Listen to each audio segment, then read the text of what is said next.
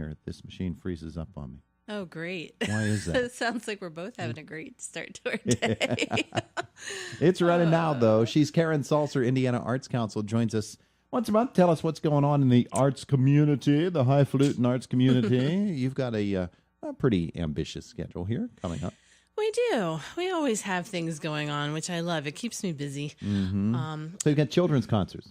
We do. Normally, it's in October, and it's an opportunity that the Arts Council provides for second and third graders throughout the county to come to IUP and enjoy a live performance of IUP orchestra, generally. Mm-hmm. Stanley Chapitis had spearheaded that and had done a wonderful job providing that opportunity for them over the years.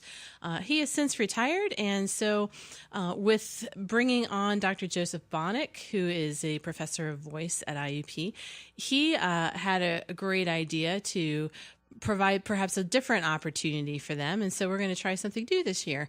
Mm-hmm. And he works with a professor, Dr. Oliver Lowe, who is in charge of the opera and musical theater department. And he and Joe are going to put together a small mini comic opera that they're going to take on the road. And so it's going to make it accessible to really any school throughout the county. It's appropriate for older elementary up through into high school. Mm-hmm. And so I feel like it's going to maybe bring an opportunity to these students to enjoy a free performance at their school so they don't have to travel. Yeah. And be introduced to a genre that oftentimes the kids don't really get exposed to. We could assume then that they're going to have IUP students as some of their performers? They will. They actually are talking about forming two different ensembles. One would be faculty and one would be for students. Mm-hmm. And really it's a small cast. It's a quartet, soprano, alto, tenor, bass, along with a pianist, live performance. And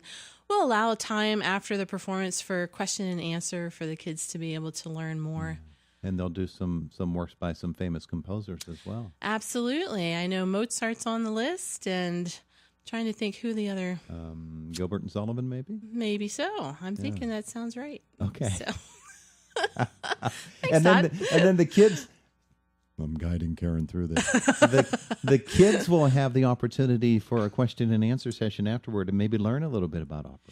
And I think that's a really wonderful educational component to it. Not only do they get to experience the live performance, but then they also have the opportunity to make it personal and answer questions that the kids may have and, maybe raise some awareness. Yeah. Sounds like a fun time. So these have not been scheduled just yet? They have not. We're actually looking to do that in the spring. So that the schedules for the performers is a little freer. Mm-hmm. It'll be after testing for the students in the schools because that's a busy time. So it'll be later in the spring. And we'll be contacting the schools, the music teachers, to see if there's interest in having them come. Oh, I bet you it would be. I bet you they'd be thrilled to have them come. Okay, so now you've got this holiday jazz thing coming up too. What's that? Right. Well, we have our West Sylvania Jazz and Blues Festival every Memorial Day weekend. And, of course, there's a lot of behind-the-scenes work that goes along with that, with preparing, not only planning the event, but, of course, fundraising as well. And so we are in the midst of planning our annual holiday jazz performance, a nice evening at Artist Hand Gallery. It's going to be on December 2nd from 6 to 9 p.m., and it's just a lovely evening of being able to come, listen to some live music, enjoy some food and beverage, and hang out with some friends. Don't need tickets ahead of time, or do you? We will be selling them ahead of time, but they're always available at the door as well. Okay, and you'll be performing? Probably not. It's been a while since I've picked up my horn. So that's December 2nd from 6 to 9 correct. p.m. at the Artist Hand Gallery. Right. And we'll be also having another event in April. We're looking towards the middle of April at the Eagles. We also do a blues night then. So if people enjoy the blues as opposed to the jazz, then we try to appeal to both flavors there. But the holiday one's nice. They tie in oftentimes a little holiday flair and their seasonal music as well. So nice way of brightening the holidays. You renamed it the West Sylvania Jazz and Blues and Country and Rap and Rock and every other festival. We could have more fundraisers. Well, there you go. We'll take that into consideration. Just a suggestion. Thanks. Maybe someone will bring that up at the annual meeting because it's coming up too. Yes, it is. It is. It's a wonderful time to come together and discuss the things that the Arts Council has accomplished over the past year, as well as being able to cast some vision for those things that are coming ahead down the road. Every year we do some different things with the annual meeting. But it's often a time where we incorporate live music because we're the Arts Council, so music's a great thing. And so we incorporate that and some food and, again, beverage. And sometimes we have it's hors d'oeuvres and a low-key type thing. Other times we've have the event in a more of a banquet style sit-down meal. So we're in the throes of planning that right now. It's in December, and anyone's invited to come to that. There will be tickets ahead of time, though, for that. What's the current planning of voting? How's it stand? Who's ahead? Right sit now, down dinner or wild free right for all? now, sit-down dinner is ahead. We did that last year, and it was a really wonderful event. So next month we will have all the details for anyone who is interested in joining us. So there you go. And then that meeting will be in December. And then the annual meeting is in December. Yes. Okay. Very good. She's Karen Salser with the Indiana Arts Council. Joins us once a month. Tell us what's going on.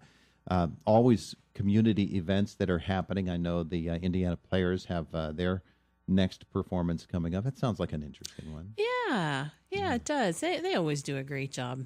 And what's it called? The Battle of Shallowford or something? I'm thinking that's right. They're coming in to visit with us here to tell us about that. I think probably early next week. And, of course, as always, you want folks to join up with the Indiana Arts Council. Absolutely. We're still in the midst of our membership drive. We welcome any involvement, whether it's supporting us financially through membership. If there's anyone who wants to get involved, they're welcome to come to board meetings and see what we're about.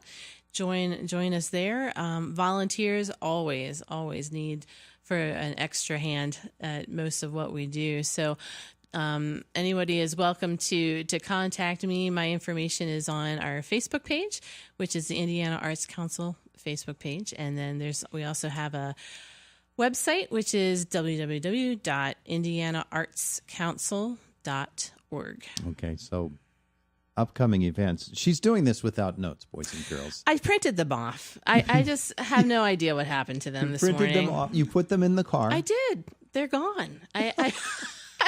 I don't know what happened. But, we've had all these car break-ins lately, and people have been stealing things out of the car. You think someone took your notes? No, you know what? There was a break-in in my neighborhood. I don't really think they'd really want my notes, but it is, it is a little scary. But anyway, how am I doing? I'm doing all right going off the cuff? You're doing well. We're talking about upcoming events here in Indiana County. Of course, all of the schools will be getting ready for their winter concerts. They used to call them Christmas concerts. Not allowed to do that anymore. But seasonal holiday concert, yes, whatever it happens to be. It is, winter concerts. However they phrase them. But that's always a special time for kids. And really, you're talking about the Indiana Arts Council. The support for kids' activities and student activities has to be a really strong component of the Arts Council, and to see these concerts is really a big thing. Absolutely, and part of what we do is try to really promote those things that are going on within the community, and there's just a plethora of those things, especially if you start looking into the schools. And even though budgets are being cut and there's not necessarily the staff that's available that once was years ago, there's still fabulous things going on. And I always look forward to the concert season because there's just so much to do, whether it's going and supporting your elementary, junior, senior high school programs. There's a lot going on at the Indiana Mall. I know a lot of the schools perform outside in the civic organizations. IUP have groups that come and perform. I know that the holiday brass is always an exciting time in the mall. So IUP offers great things. I mean, there's a wealth of opportunities available for those who really want to take advantage of it. I just get concerned that Tuba Fest won't be on the schedule, but I imagine it is. Oh, it has to be. It can't be the holidays around here without Tuba Fest. Exactly. That generally happens at Indiana Mall, doesn't it? It does. Yeah. I think it's generally the first, second week in December. Yeah. One of the things I wanted to ask you about or get comment from you about was IUP recently had students from all over, high school choruses from all over Western PA come in for a performance. And they gathered in the morning, and you've been around music for all your life. So Right. They gathered in the morning, boys choir, girls choir. Neither of them had ever met their conductors, their leaders, and they hadn't seen a scrap of music. Right. That night, after rehearsing all day on this music that they just got in the morning, they put on an amazing show. Yes. Isn't it special how kids can adapt like that? You It's think adults crazy. can do it, but kids even more. Right. And it's such a great opportunity because oftentimes kids don't really necessarily have the opportunity to perform in other ensembles outside of their own school. And this was just a great opportunity, not only to be challenged musically, like you said, and then have this excellent performance at the end of the evening, but also to meet new people. Yeah. There's a lot of networking going on. The kids get to meet kids from all over it was much bigger than the county. I know some of my friends who teach in other counties participated as well. So it was a really big event, and it was a great way to just expose the students to a new experience and new music. It was great to be able for families to come and enjoy that, and then also IUP people did a fantastic job with those kids, too. Oh, yes. They were really impressed.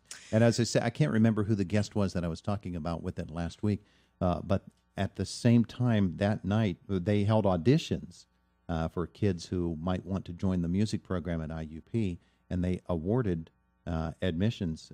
They invited 2 of the students who auditioned to enter the music program at IUP. Oh, that's excellent. Yeah. Yeah, it's a great So cool. recruiting tool as well. Yeah, I mean, they do it right for sure. So IUP just has such an excellent music program. So we're very, very fortunate to have such a gem so close by. Did a great job, Karen. Thank you. I appreciate you, Todd. Thanks. Noteless and all, she did a great job. Now for my Really? coffee, right? Really, no one noticed at all. Thanks, Karen. It is Indiana in the Morning, presented by First Commonwealth Bank. It's WCCS AM 1160 and FM 101.1.